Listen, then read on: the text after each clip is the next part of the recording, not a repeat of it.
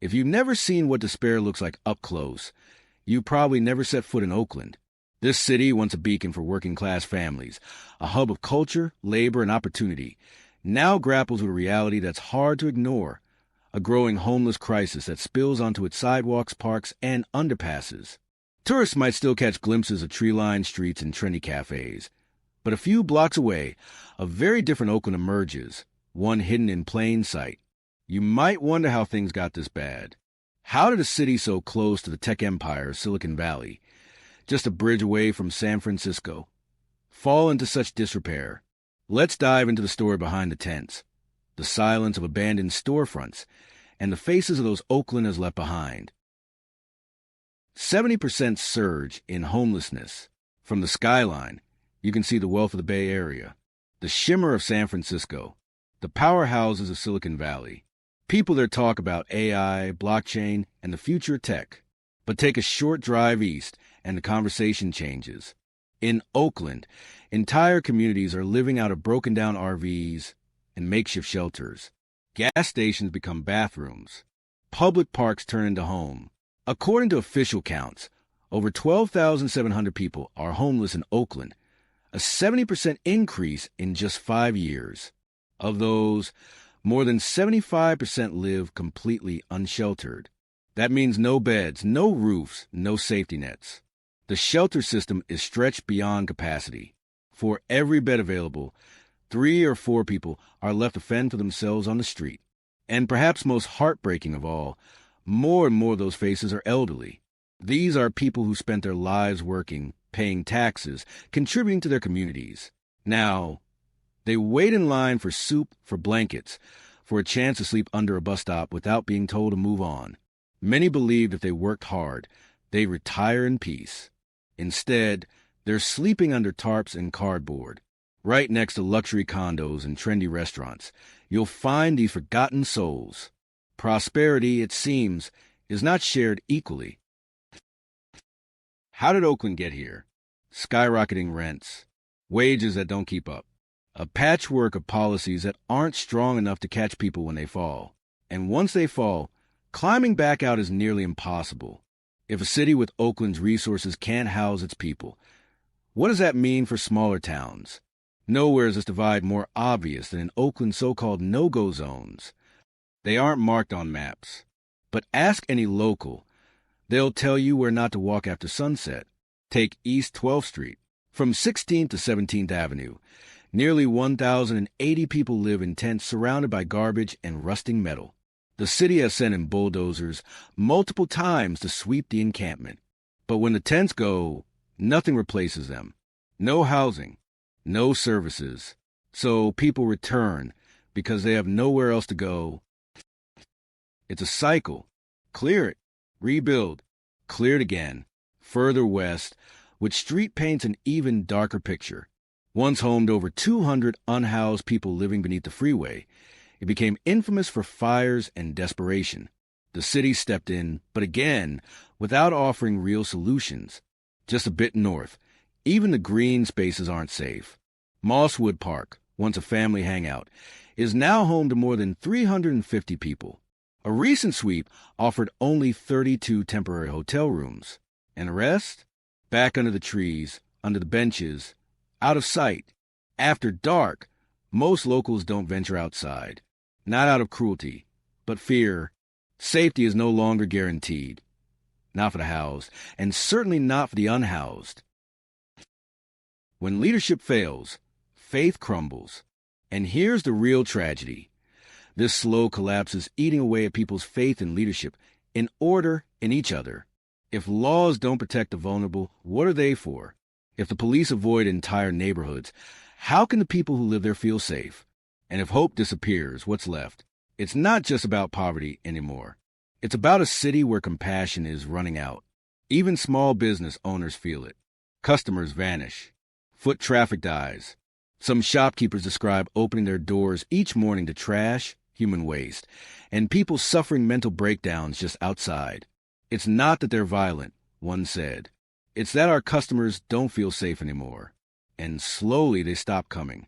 Empty shops, boarded windows, streets that once buzzed with life are now quiet, coded in tension. Living in tents, surrounded by broken promises. But we can't forget, most homeless people didn't choose this life. They lost a job, got sick, suffered a family crisis, made one wrong decision, and the system didn't catch them. Some stopped looking for housing, not because they gave up, but because there's nothing left to look for. One woman told us, "I stopped looking. There's nothing out there, so I just go wherever's next." If walking through these streets for 5 minutes makes us uncomfortable, imagine living there. Imagine building a life among broken tents and shattered trust. Imagine watching bulldozers crush the only shelter you've known. It's not a story from far away. It's happening just a few blocks from downtown Oakland, where dreams go to die. In Oakland, a single misstep, a hospital bill, a lost job, a broken relationship, can send a person spiraling into homelessness. Some give up their homes willingly, not for themselves, but to avoid becoming a burden on their children. Losing everything seems more bearable than having their loved ones watch them fall apart. These stories rarely make headlines, but they speak louder than any protest sign. They're living proof of a system that's failed, a society that once promised opportunity, but now closes its doors on the very people who built it. In today's Oakland, rent for a modest one-bedroom apartment is over $2,200 a month. Imagine working 2 or even 3 jobs and still not be able to afford a roof over your head. That's the reality here. For retirees, those living on Social Security or people working part-time, surviving is nearly impossible. Oakland was once the affordable cousin to San Francisco. Not anymore. Prices are climbing in every direction: gas, groceries, water, utilities. A loaf of bread is nearly $6. Eggs can cost over $8. And clean drinking water is something you have to plan for when you're living in a tent or an old RV. Try getting back on your feet in these conditions. Many want to work. They're able, they're willing, but who's going to hire someone without an address? Without a place to shower, keep clean clothes, or even rest properly? Showing up to a job interview feels like an impossible task. One man living in a rusted-out RV said, "I'm fit to work, but where do I even start?" No one takes you seriously without a home. It doesn't take much to lose everything: a medical emergency, a reduced paycheck, a divorce. The safety net that once caught people is now full of holes. Too small, too slow, and too cold. What we're watching is a slow suffocation of the American dream, not just for the poor, but for the working class, for the elderly, for the young. Survival itself has become the most expensive thing in Oakland. Childhood in crisis, growing up in tents and trauma, in makeshift camps under freeway overpasses, in tents lying along sidewalks. Kids are growing up without any of the basics. No warm beds, no birthday parties, no sense of safety or stability. Their childhood memories are not of playgrounds or bedtime stories, but of sirens, shouting, and the overwhelming smell of urine. Some don't go to school. Others do. But they arrive in donated uniforms and worn shoes, with backpacks full of shame and anxiety. These kids are growing up in chaos, and psychologists warn they're part of a generation of prolonged trauma. These are the invisible children of Oakland, forgotten in budget meetings, absent from political speeches, overlooked by systems that are supposed to protect them. When a child grows up feeling worthless, how can we expect them to grow into adults who believe in a better world? And the scariest part? It's not just what's happening now. It's what's coming. These kids are our future. And right now, they're growing up without hope, without support, without anyone reaching out a hand. Maybe the most terrifying thing isn't the tents or the cold nights, but how used to them we've become. In Oakland, and cities like Los Angeles, San Francisco, and Portland, homeless encampments are no longer shocking. They've become part of the background. From nurses to nomads, where the middle class starts to slip, the people living in those tents, many were once teachers, nurses, mechanics, veterans, mothers, fathers. Now they're labeled lazy, dangerous, failures. We stopped asking who they were. We stopped caring what they lost. Society builds invisible walls between us and them. But here's the truth. There is no them. Only people. People we've turned our backs on. Stand at the intersection of San Pablo and West Grand in the early morning, and you'll see a different kind of reality.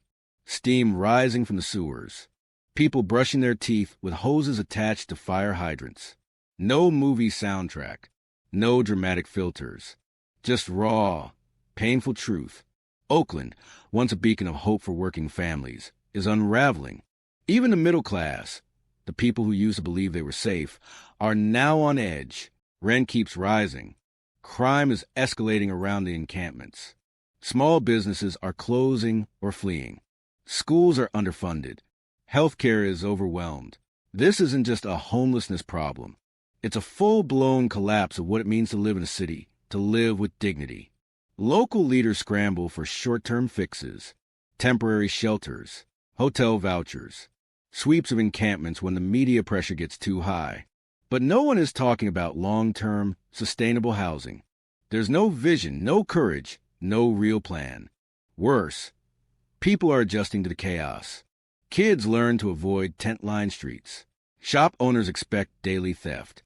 Residents step around sleeping bodies like they're just another pothole. And officials? They're more comfortable issuing press releases than making hard decisions. So, here's the real question.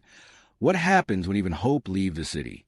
What's left when the elderly have no place to rest, the young have nowhere to begin, and the struggling have nothing to hold on to?